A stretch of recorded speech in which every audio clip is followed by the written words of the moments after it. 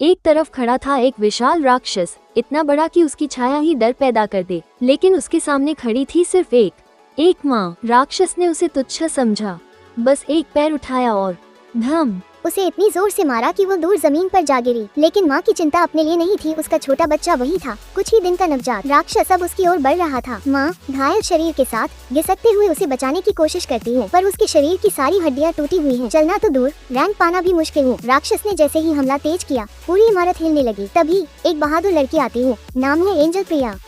वो कुछ लोगों को लेकर मौके पर पहुंचती है।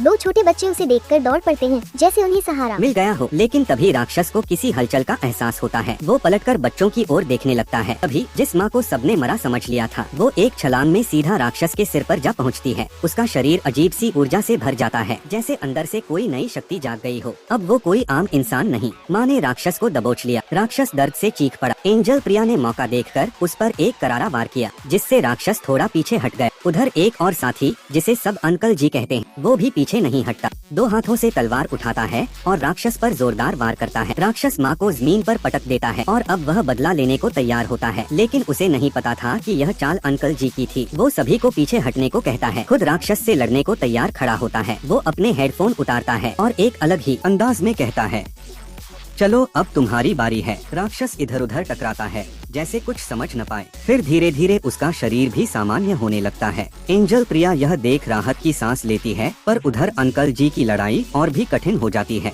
राक्षस और ज्यादा तेज हो गया है और अब वह पूरी ताकत से हमला कर रहा है। कहानी यहीं खत्म नहीं होती, ये एक शुरुआत है।